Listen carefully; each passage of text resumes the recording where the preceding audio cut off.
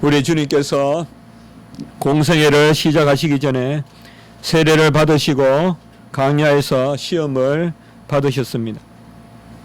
죄가 없으신 분이 죄인의 세례를 받으셨으니 그것은 죄인의 죄를 대신 지시고 세례를 받으신 것입니다. 죄가 없으신 가운데 죄인으로 이 땅에 아들을 보내셔서 그 아들이 죄를 가져가게 하시는 것, 이것이 아버지의 뜻이었고, 아들은 이 아버지의 뜻을 따라 이 땅에 오셔서 모든 것을 순종하시고 죽기까지 복종하셨습니다. 아버지의 뜻은 정확한 물음의 법칙이 있습니다.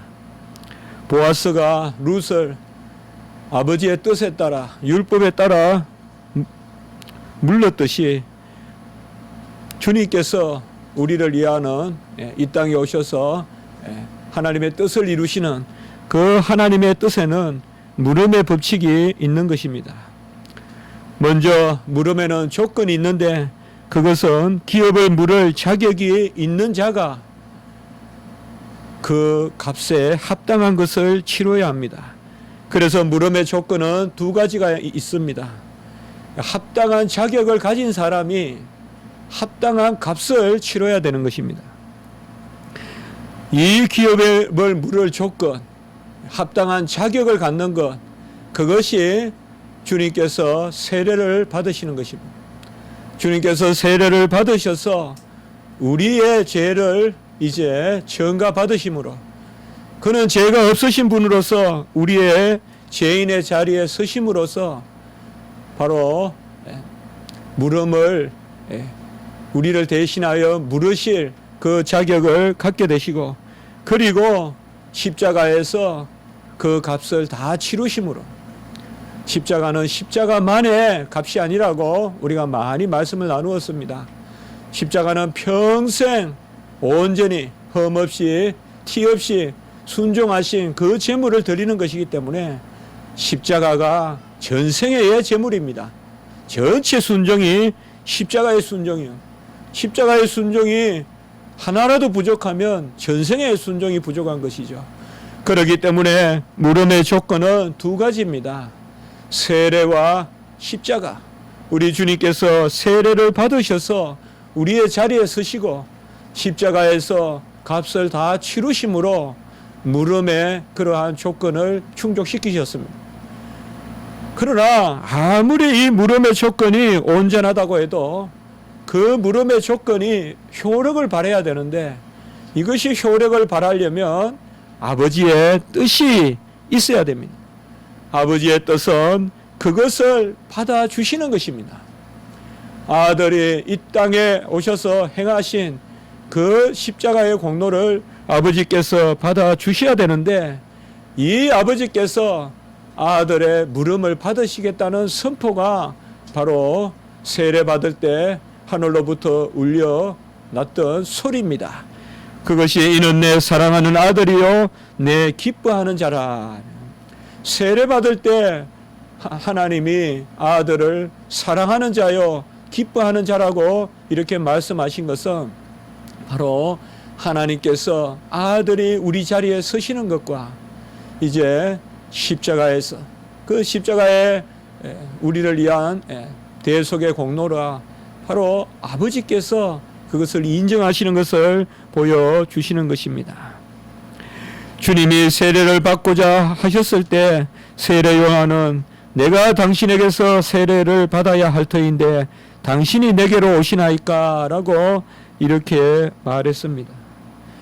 세례 요한이 예수님께 세례를 받아야 할 터인데 어떻게 예수님께서 세례를 받으시려고 이렇게 내려오십니까? 라고 이렇게 묻는 것입니다. 우리가 세례 요한의 세례는 알겠습니다만은 물로 베푼 세례지만은 예수님의 세례는 뭘까요? 그저 세례 요한이 한마디 해본 것일까요? 예의상 성경에는 그런 말씀은 어디에도 없습니다. 성경에는 뜻없는 말 없습니다. 그저 예의 차리는 말 없습니다. 분명히 이것은 예수의 세례를 내가 받아야 할 터인데 어찌 당신이 내게로 오시나이까? 라고 묻는 것입니다. 마태, 마가, 누가복음에는 주님께서 세례 요한에게 세례를 받으셨다라는 것이 기록되어 있지만은 요한복음에는 세례를 받으셨다는 그러한 기록이 직접적으로는 나오지 않습니다. 간접적으로는 세례 요한이 이것을 증거하는 구절이 있는데요. 직접적으로 예수님이 세례 요한에게 세례를 받았다는 그러한 사건은 없고, 대신 오늘 말씀에 보면 이것은 요한복음에만 나오는 말씀인데요. 예수님께서 사람들에게 세례를 베푸시니 많은 사람들이 세례 요한보다 더 많이 예수님께 세례를 받으러 모였더라. 그리고 오늘 말씀 26절에 보면 좀 가장되게 세례 요한에 속한 제자가 전하는 듯한데요. 다 그에게로 가더이다. 세례 요한에게 세례를 받았던 그런 제자들이 예수님의 그러한 세례를 받으러 가셨더라라고 이렇게 나옵니다. 세례 요한은 살렘 땅 에논이란 곳에서 세례를 베풀었다. 오늘 말씀에 에논이란 말이 샘이라는 뜻도 되고 또 샘물이라는 뜻도 되고요. 그래서 물이 많은 곳, 오늘날 오아시스겠죠. 그곳에서 세례 요한은 바로 요단의 어느 편에서 여러 설이 있습니다. 요단 북쪽이라는 설도 있고 또 예수님이 세례를 베푸셨다. 예수님은 보면 유대 땅이라고 이렇게 나왔거든요. 이것도 유대 땅 어딘지, 그래서 유대에 속한 작은 어떤 그런 고을 아닌가 이렇게 여기기도 하고, 대체로 우리 주석학자들은 아마 요단의 어느 곳인가, 요단 저편이라고 했으니까 요단 근처 어느 곳에서 예수님이 세례를 베풀었다 이렇게 보고요. 세례 요한의 이 세례는 F.F. 브루스 같은 학자는 사마리아에서 세례를 베풀었다, 또 이렇게 보는 경우도 있습니다. 오늘날 그곳에서 그러한 유적지가 발견이 또 되고 또 성경적으로도 그렇게 보는 것이 맞다. 그 에논이란 지역이 또 사마리아 지역에도 있다. 이제 이렇게 해서 그렇게 보기도 합니다. 어쨌든 그것을 고정하는 것은 하나의 뜻이 아닙니다. 그것은 우리에게 중요한 일이 아니고 우리 이것을 역사적으로 믿으면 되는 것입니다. 바로 세례 요한이 이 에논에서, 그러나 예수님은 특정한 지명이 없는 것, 그것은 바로 예수님께서 이곳저곳 다니시지 않았는가 이렇게 또 주석하는 경우도 있습니다. 그래서 세례 요한은 대체로 이 에논이라는 곳에 머물러 있었고, 예수님은 1절에 보면 제자들과 함께 유하시며 이렇게 나오거든요.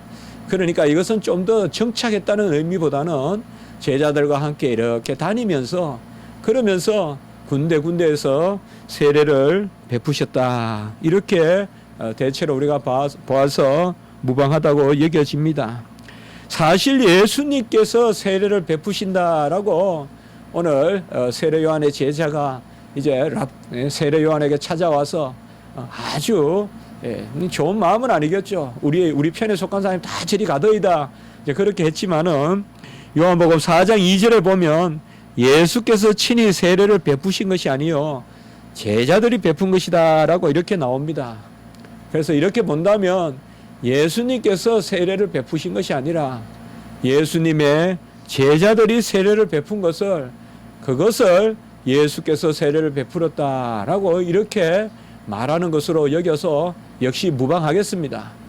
뭐냐 하면 세례 요한이 베푼 세례나 예수님의 제자들이 베푼 세례나 이것은 다 물세례예요. 바로 주님의 세례, 바로 주님께서 이 땅에 오셔서 베풀 불과 성령의 세례를 뜻하는 것은 아니다. 아직까지 주님의 세례, 아까 말했듯이 세례 요한이 내가 세례를 받아야 할 터인데, 내가 당신에게서 세례를 받아야 될 터인데 어찌 나에게로 당신이 오시나이까 하는 그 예수의 세례, 그것은 여기에 나오는 말씀이 아니라 이것은 바로 예수님께서 이제 보좌 우편에서 성령을 우리에게 부어주심으로 우리에게 베푸시는 그 오늘날에 우리가 받는 그 세례, 물로 인치는 불세례, 물로 인치는 성령 세례, 그것을 말하는 것입니다. 그래서 결국에는 제자들이 베푸는 세례나 오늘 세례 요한의 제자들은 세례를 베풀었다는 말이 없어요. 그러니까 세례 요한이 세례를 베풀었거나 예수님의 제자들이 세례를 베풀었거나 그것은 바로 특별히 25절에 보면 정결 예식에 관한 변론이다. 여기에서 우리가 오늘 이러한 물 세례의 의미를 한번 살펴볼 수가 있습니다. 정결 예식은 우리가 분명히 알다시피 구약의 율법에 있는 하나님의 명령이죠. 이것이 이제 유대인들의 어떤 전통으로 미시나나 어떤 탈무드나 이런 것으로 내려오면서 이러한 정결 예식도 많이 바뀌었을 것입니다. 그래서 예수님 때는 이러한 것들이 세례의 방식으로 그렇게 여겨지지 않았는가 뭐 그렇게 보기도 하지만은 여기에 나오는 정결 예식은 특별히 보면 요한의 제자 중에서 한 유대인과 정결 예식에 대한 변론이 있었다. 자, 이건 다른 것이 아니라 바로 세례 요한이 베푸는 세례와 저 요단 건너편에 바로 예수님이 곧 예수님의 제자들이 베푸는 그 세례가 과연 뭘 의미하는가? 그것에 대한 변론이 있었다는 것입니다. 우리는 구약에서 바로 하나님이 이 정결이라는 의미를 가장 귀하게 여긴다는 것을 여러 군데서 볼 수가 있습니다. 내가 거룩하니 너희도 거룩하라. 이렇게 말씀하신 것은 바로 정결, 이 거룩밖에 없어요. 내가 의로우니 너희도 의로우라. 내가 선하니 너희도 선하라. 그렇게 말씀하지 않았어요.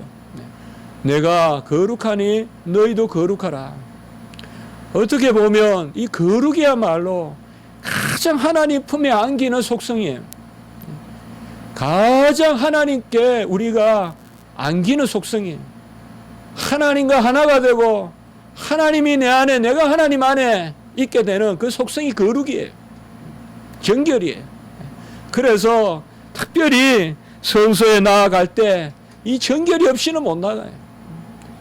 사람이 좀 악해도 성품이 모나도 구제를 안 해도 나가요. 그러나 깨끗하지 못하면 성전에 나가지 못해요. 성전에 나가지 못해요. 그것은 오히려 자기를 거르치는 일이에요.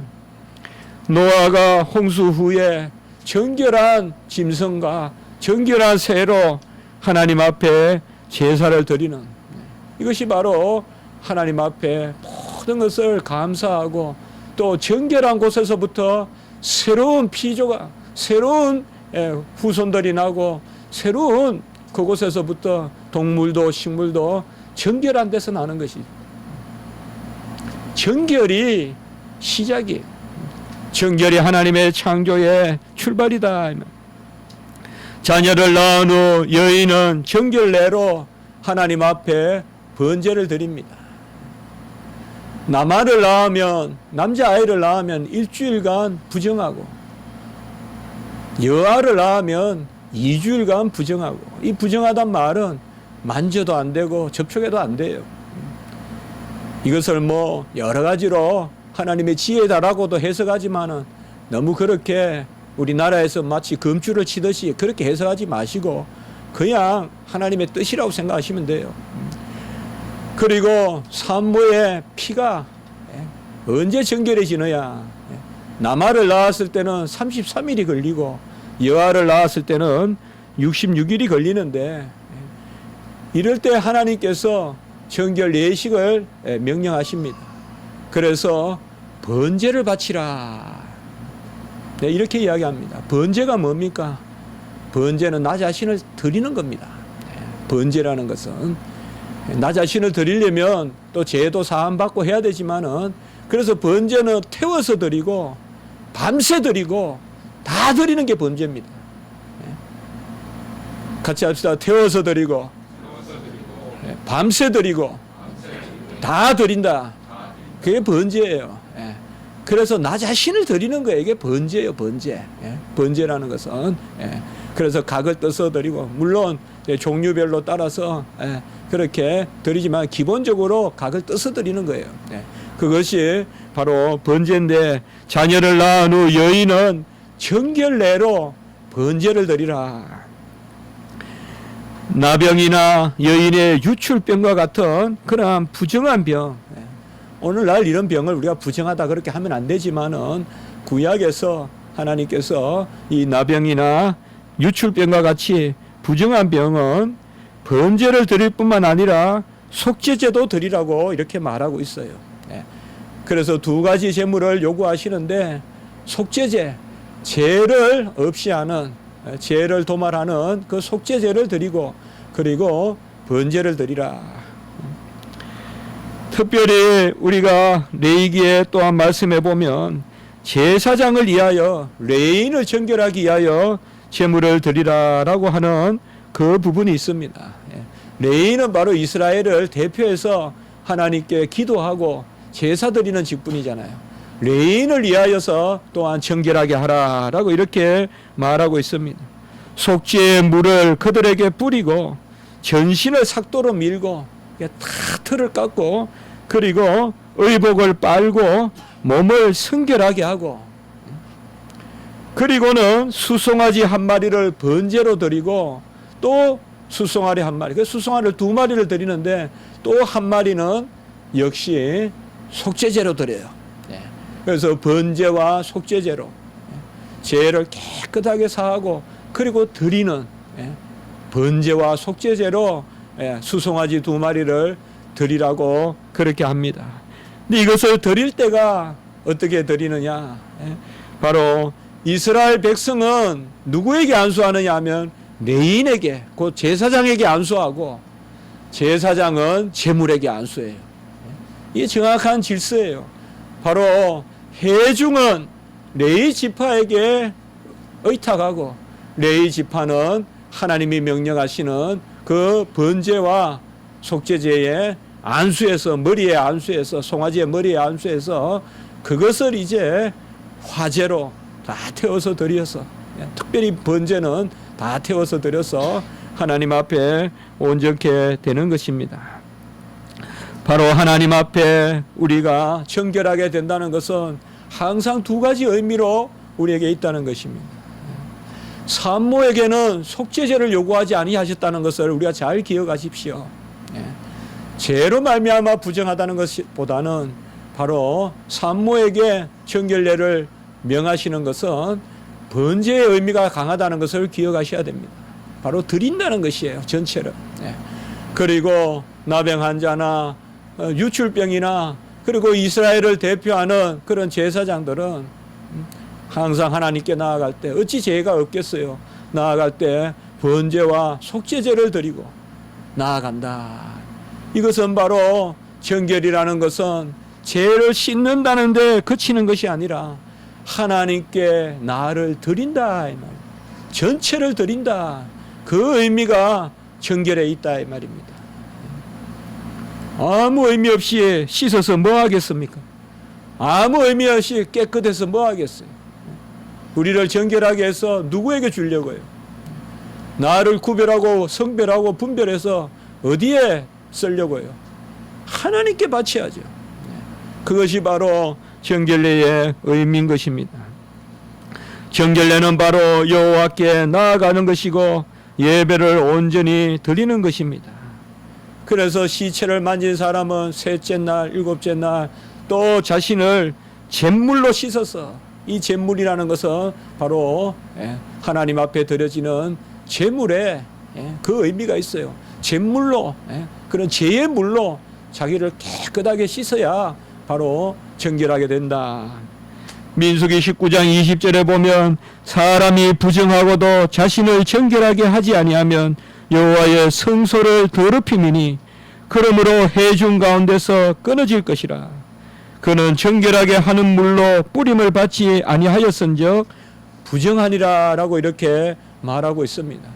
하나님이 하나님의 백성이 성소에 나아갈 때 자신을 정결하게 하지 아니하면, 부정하고도 정결하게 하지 아니하면 성소를 더럽히니 바로 정결한 물뿌림이 없은즉 부정하니라라고 이렇게 말씀하고 있습니다. 오늘날 우리의 부정이 뭘까요? 이것은 우리가 하나님 앞에 회개하는 것입니다. 하나님 앞에 회개하고 하나님 앞에 나아가는 것입니다. 정결하게 하는 물로 뿌려야 됩니다. 깨끗해야 돼요. 무능한 것 좀 괜찮아요. 모난 것 좀 괜찮아요. 울퉁불퉁해도 괜찮아요. 성격 좀 급해도 괜찮아요. 화 좀 내도 괜찮아요. 깨끗해야 돼요. 주의 성도들은 깨끗해야 돼요. 정결이 시작이에요. 정결한 사람을 써요, 하나님. 좀 모나도 말이에요. 뭐 착하고 부드럽고 부정하면 안 돼요. 깨끗해야 돼요. 요만 섬겨야 돼요. 주일 거룩하게 성수해야 돼요. 중심이 있어야 돼요.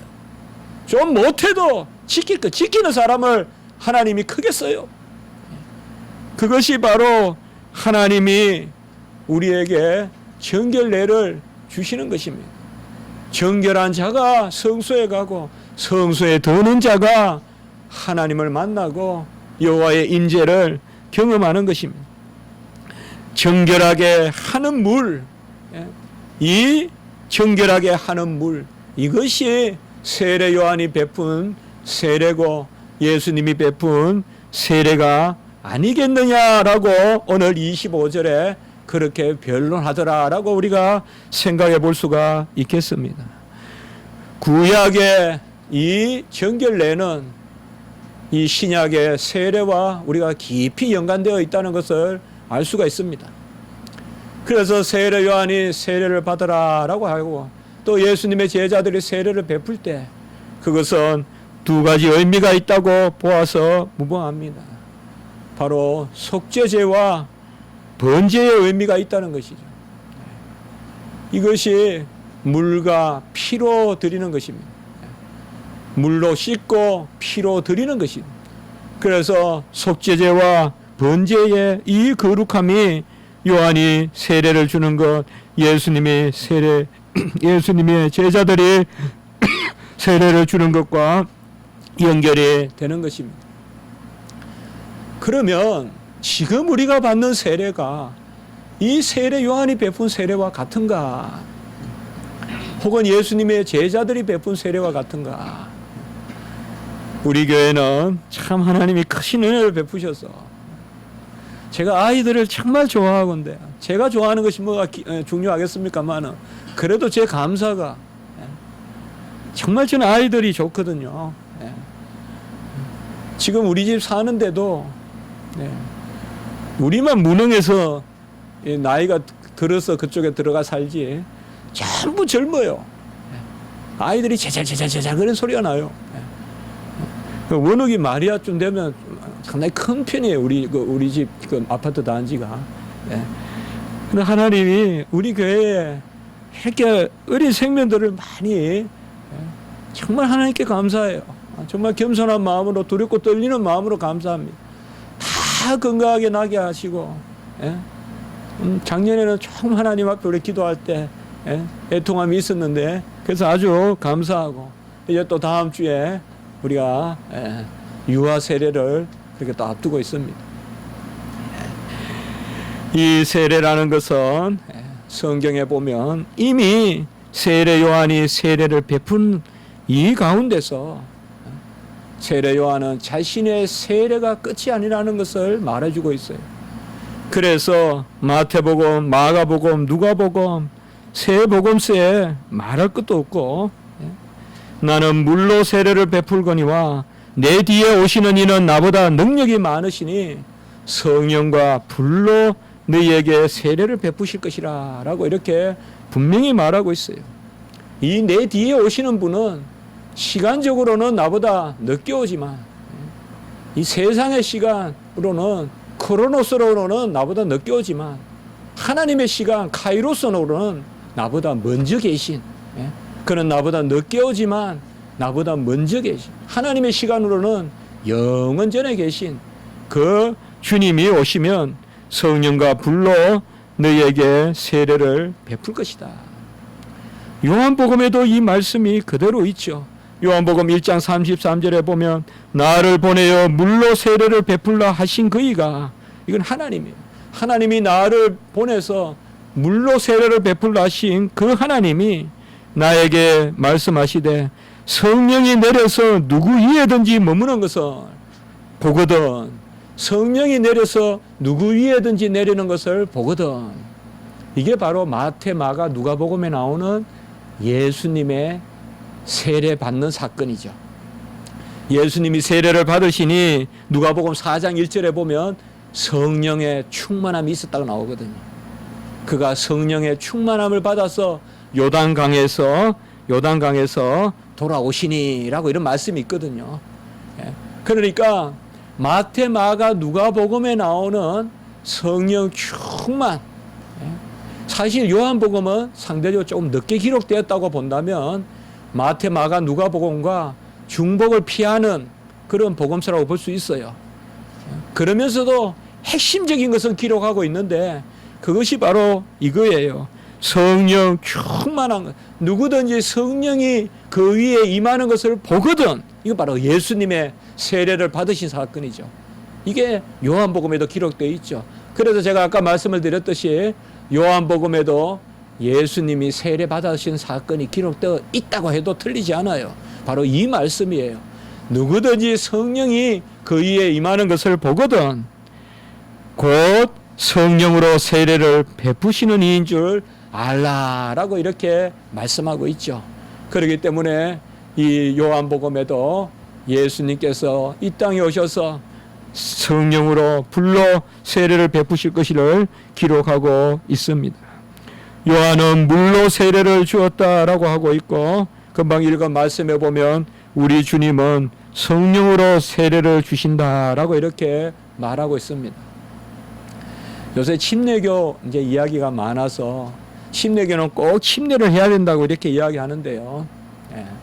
제가 두 가지만 이것이 그렇게 중요한 말씀이라기보다 꼭 그런데 우리가 다루기는 꼭 해야 됩니다. 우리가 원어에 보면 물로라는 말은 물 가운데 수단입니다. 수단. 그래서 엔 휘다티 이렇게 원어로 쓰는데요. 물 속으로라는 말이 아닙니다.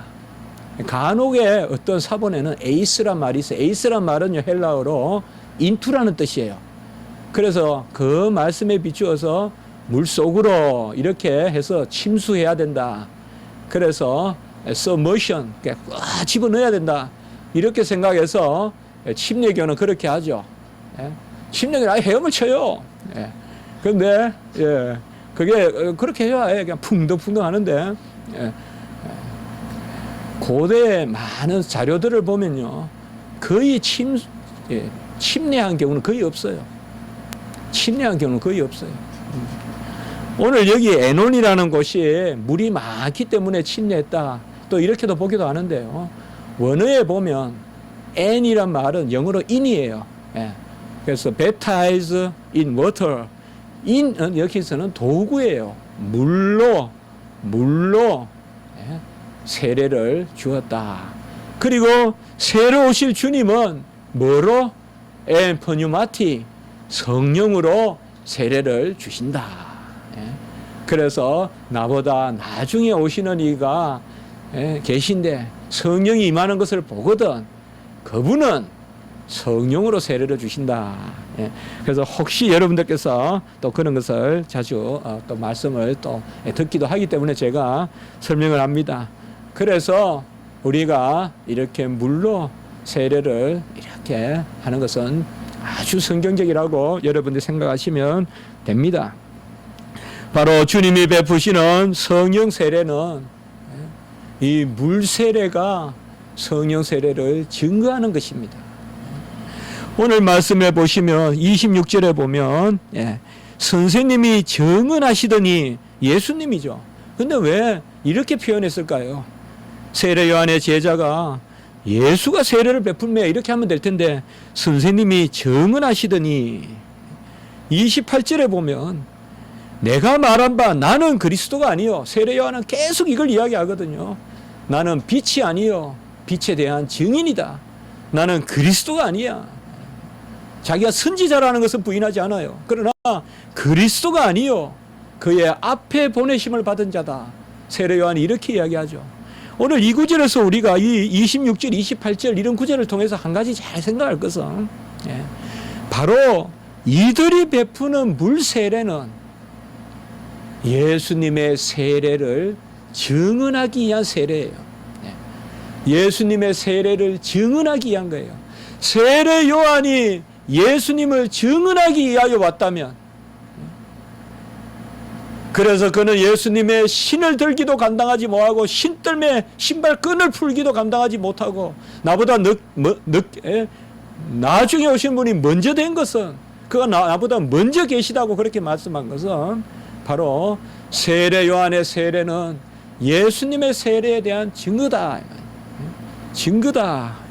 그것을 특별히 오늘 말씀에서 바로 금방 읽었듯이 선생님이 정언하시던 이가 세례를 베푸시니, 이런 우리가 말씀들을 뉘앙스를 가지고 바로 세례 요한은 예수님의 세례를 바로 증거한다.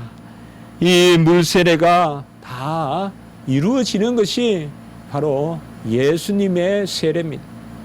예수님의 세례는 성령 세례요. 불세례라고 한 것은, 불이라는 말이 뭐예요? 태우고 그리고 드리는 것이죠. 아까 번제는 뭐로 드린다 했죠? 화제로 드린다 했죠. 태워서 드린다 했죠.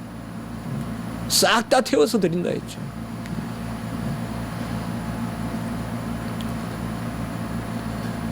같이 합시다. 전부 다 밤새 태워서.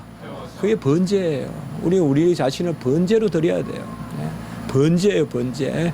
그래서 불은 그걸 이야기해요. 그래서 구약의 정결 내에 나오는 그 실체가 바로 불이에요. 불이라는 것은 나를 깨끗하게 하고, 그리고 그 너머에 물이 가질 수 없는 본질이 있는 거예요. 그건 뭐예요? 불은 나를 태워서 드리는 거예요. 물은 드린다는 의미는 없잖아요. 그러나 불은 나를 태워서 드리는 거예요. 이제 주님께서 우리에게 성령 세례를 주시는 것은, 너는 네 것이 아니요, 이제는 네가 사는 것이 아니요, 너 안에 그리스도가 산다, 이 말이에요. 온전한 하나됨이 있는 거예요. 주님이 성령을 부어주시기 때문에. 그러면 이제는 우리가 우리의 것이 아니라 이제는 하나님의 것이고, 우리가 예수님과 함께한 자녀이고 상속자인 것이에요. 이것이 바로 예수님이 우리에게 베푸는 세례고, 예수님의 세례는 이제 우리가 물 세례로 그것을 표시하는 거예요. 그래서 세례 요한이 주는 세례와 예수님의 제자들이 베푼 세례는 예수님을 바라는 가운데서, 어떻게 보면 용서를 바라는 세례라고 한다면, 예수님이 우리에게 베풀어 주시는 그 성령 세례, 불세례, 이것은 사실상 우리가 받는 세례라기보다 시체예요. 우리가 받는 세례는 역시 물세례죠. 물로 세례를 베풀죠. 그러나 이것을 우리가 성령 세례와 동일하게 보는 것은, 우리가 베푸는 물 세례가 이제는 바로 뭐냐? 성령 세례다, 이 말이에요. 주님의 세례다. 그래서 세례 요한이 베푼 물 세례는, 예수님의 제자들이 베푼 물 세례는 지금 목회자들이 베푸는 물 세례의 예표예요. 세례 요한의 세례와 우리의 세례가, 오히려 목회자들이 지금 베푸는 세례가 완성이란 말이에요. 이 목회자들이 베푸는 세례가 바로 그 실체가 뭐냐? 구약 때는 그 실체를, 아직까지 세례 요한 때는, 또 예수님의 제자들이 세례를 베풀 때는 정결례로 그것을 기억했지만은 이제 우리가 베푸는 세례는 예수님의 십자가에 다 주신 것. 예수님은 세례를 받으셔서 자격을 갖추시고 십자가에서 자기를 다 주시고 그 의를 우리에게 부어주시기 위하여 우리에게 세례하시기 위하여 보좌 우편에 올라가셨다. 성령 세례는 다른 것이 아니라 보좌 우편에서 우리에게 부어주시는 예수님의 성령의 임재입니다. 사도행전 2장 33절에 그가 약속하신 것을 우리에게 부어주셨다는 것이에요. 주님 안에서 다 이루어졌어요. 우리는 구약을 많이 읽고 암송해야 되지만 항상 궁극적인 마음에 담는 것은 주님을 담아야 돼요. 십자가를 담아야 돼요. 저는 최근에 무슨 출애굽 운동 자꾸 이야기하는데 출애굽이 맞는 것은 맞지만은 출애굽이 왜 이야기돼야 돼요? 지금 십자가를 이야기해야 돼요. 십자가가 완성인데 왜 자꾸 구약 이야기를 하고 있어요? 뭔가 눈에 보이는 것, 땅에 보이는 것 아니에요. 오늘 새벽에도 우리가 설교했지만은 베드로를 띠뛰게 하시는, 이때까지는 젊을 때는 내가 띠뛰고 다녔지만은 이제는 노년에는 네가 원치 않는 띠를 띠고, 이게 바로 성령의 띠거든요. 주님의 띠를 띠고 다니고 어떻게 죽을까를 말씀해 주시는데, 그러한 띠라는 것은 어떤 요셉보다도 다니엘보다도 귀한 것입니다. 우리가 받는 세례는 정말 구약의 정결례와 좋게 비교할 수 없을 다 이루어진 것이요, 완전하게 우리를 주시는 것이요. 그러므로 그가 내 안에, 내가 그 안에 거하고, 그리하여 오늘 30절 같이 한번 읽겠습니다. 시작. 그는 흥하여야 하겠고 나는 쇠하여야 하리라 하니라. 이런 말씀을 보면서 아이고, 하나님은 하나님만 흥하고 우리는 죽으라 하는갑다. 그건 아직까지 우리가 성경을 거꾸로 읽는 거예요. 주님이 흥하여야 내가 흥하죠. 이게 바로 주님의 세례예요. 주님의 세례는 주님이 영으로 우리 안에 들어오시기 때문에 그가 흥해야 내가 흥한 것이요, 이제는 내가 사는 것이 아니요 주가 사는 것이기 때문에 나의 정체성은, 나의 나됨은 이제 내 육체가 아니요 내 안에 사시는 그리스도의 영이시기 때문에 그가 흥해야 내가 흥한 것이죠. 그래서 그가 흥하여야 되고 나는 망하여야겠다는 말은 바로 그런 의미가 있는 것입니다. 우리는 이 세례로 말미암아 주님과 온전히 한 몸이 되는 것입니다. 구약에서 물음의 법칙, 바로 보아스가 물음의 자격을 먼저 갖춰야 되니까 그것을 대신 물으잖아요. 순서를 밟잖아요. 주님께서는 물음의 자격을 얻으시려고 우리와 동일하게 세례를 받으셨어요. 죄가 없으신 분이 죄의 회개의 세례를 받으셨어요. 그리고 십자가에서 자신을 다 주셨어요. 바로 보아스가 값을 주었듯이 다 주셨어요. 그리고 보아스가 룻을 신부로 맞이하듯이 우리 주님은 우리를 신부로 맞이한 것입니다. 오늘 29절 같이 한번 읽어보겠습니다. 시작. 신부를 취하는 자는 신랑이나 서서 신랑의 음성을 듣는 친구가 크게 기뻐하나니 나는 이러한 기쁨으로 충만하였노니라. 아멘. 제가 다음 주에 세례를 베풀 때 우리 빛나하고 또 민서하고 우리 진이가 이제 신부예요. 그리고 우리 주님께서는 신랑이세요. 주님의 세례예요. 그것을 제가 물로 인치는 거예요. 그래서 물 세례가 성령 세례하고 똑같은 거예요. 저 오순절 잘못된 사상, 뭐 물세례 따로 있고 성령세례 따로 있고, 그건 비성경적이에요. 바로 성령의 세례, 불세례, 그것을 주님께서 아까 레위 지파를 세웠듯이 이 땅에 지금은 목회자를 세워서 그것을 세례하게 하는 거예요. 그것을 저는 즐거워하는 거예요. 이러한 기쁨, 이게 세례 요한의 기쁨이다 이 말이에요. 저도 이 말씀을 준비하면서 제가 얼마나 기뻤냐 이 말이에요. 세례 요한의 기쁨보다 더 큰 기쁨이에요. 저는 완성된 기쁨이니까. 그래서 저는 기쁜 마음으로 세례를 주고, 그리고 우리 자녀들은 다 신부가 되고 신랑이 되는 하나됨의 역사가 있다라고 이렇게 말씀하는 것입니다. 주님의 세례로 말미암아 이제 우리가 온전케 되고 하나님 앞에 나아가고 예배드리고 하나님과 주 안에서 하나가 됩니다. 베드로전서 3장 21절에 보면 물은 예수 그리스도께서 부활하심으로 말미암아 이제 너희를 구원하는 편이라고 정확하게 말하고 있어요. 성경은 정확하게 읽으십시오. 물은 편이라고 이야기했어요. 표라는 것은 실체가 있어야 될 거 아니에요. 실체가 뭡니까? 물과 피가 표예요.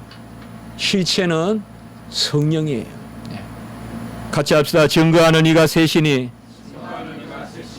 성령과 물과 피라. 이 셋은 합하여 하나이니라. 바로 아까 우리가 봤듯이 물로 정결하게 하고 제사장들이 씻으라 했잖아요. 잿물로 씻고 씻잖아요. 그리고 피로 드리잖아요. 번제를 드리고 속죄제를 드리고 물과 피, 이것이 예표요.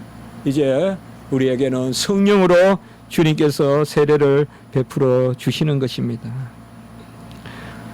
주님이 우리 안에 흥하고 우리는 즐거운 이 혼인의 잔치에 참여하고, 이것을 주님께서는 미리 바라보시고 제자들에게 바로 땅끝까지 이르러 복음을 전하고, 사도행전 1장 8절, 그리고 아버지와 아들과 성령의 이름으로 세례를 베풀라라고 마태복음 28장 19절에 말씀하고 있는 것입니다. 여러분, 정결하십시오. 또 혹은 우리가 부정하더라도 우리를 정결하게 하실 줄 믿으시기 바랍니다. 모든 영적인 눈은 정결이에요. 깨끗해야 돼요. 깨끗해야 돼요. 막 뭐 트랙터 갖다 놓고 포크레인 갖다 놓고 공사해서 지을 그 바벨탑밖에 못 지어요. 주의 일은 깨끗해야 돼요. 여러분, 눈 감아 보세요. 홍해 건너는데 뭐가 있어 우리에게? 깨끗한 마음밖에 없잖아요. 여리고 무너뜨리는데 우리에게 뭐가 있어요? 기계가 있어요? 도구가 있어요? 깨끗한 마음밖에 없잖아요. 잠잠히 기도하라 했어. 생업을 하시거나 주의 일을 도모하거나 또 우리 먼데 유학을 가시거나 깨끗한 마음을 가지십시오. 하나님이 채울 그릇을 비우십시오. 그것이 바로 세례의 모습. 세례는 나를 비워서 하나님을 받아들이는 것이에요. 아들을 통하여서. 그래서 이제는 내가 흥할 게 없는 거예요. 오직 그가 흥하고 나는 망해야 되는 거예요. 그게 내가 흥한 길이에요. 그러니까 이것이 바로 세례의 의미예요. 정결합시다. 깨끗합시다. 거짓을 버리고 불결을 버리고 부정을 버리고, 좀 부족해도 괜찮으니 모자라도 괜찮아요. 덜 배워도 괜찮아요. 힘이 모자라도 괜찮아요. 우리 힘으로 어떻게 대적을, 어떻게 다윗이 골리앗을 힘으로 이겼겠어요? 오늘 말씀을 우리가 기억하면서 정결한 신부와 같이 신랑과 동행하고 하나가 되는 그런 은혜의 역사가 우리 교회에 우리 성도님들, 특별히 우리 신생의 자녀들에게 임하기를, 또 이미 임했음을 선포하면서 감사를 드리는 것입니다. 한번 기도드리겠습니다. 거룩하고 자비로우신 하나님 아버지, 귀한 말씀으로 구약의 그러한 예표적 말씀을 주시고 이제 주님의 세례로 다 이루셔서 우리를 온전히 신부 삼아 주시고 한 몸이 되게 해 주시고, 그리하여 신랑 되신 주님 흥해야 내가 흥하다는 그 믿음으로 살게 하시니 감사합니다. 내가 사는 것이 아니요 내 속에 그리스도께서 사시는 줄 믿사오니 주님만이 흥하시옵소서. 주님만이 존귀함을 받으시옵소서. 주님만이 모든 일을 홀로 행하여 주시옵소서. 우리는 잠잠히 주님의 행사를 목도하게 하시고 이를 즐거워하고 영광 돌리며 감사하게 하시옵소서. 우리에게 많은 생명을 주셔서 감사를 드립니다. 우리 새로운 생명들 주님 친히 양육하시고 지혜롭고 아름답게 자라게 하시고, 무엇보다 정결한 영혼으로 신부된 영혼으로 하나님 앞에 날마다 서게 주여 도와 주시옵소서. 우리 성도님들 한 영혼 한 영혼을 다 지켜주시고 연약한 우리 성도님들 강함을 주시며 하나님께서 붙드시고 인도하여 주시고 내적인 은밀한 기쁨 가운데 모든 것을 이기는 우리 성도님들 되게 해 주시옵소서. 감사하옵고 구주 예수 그리스도 이름으로 기도드리옵나이다. 아멘.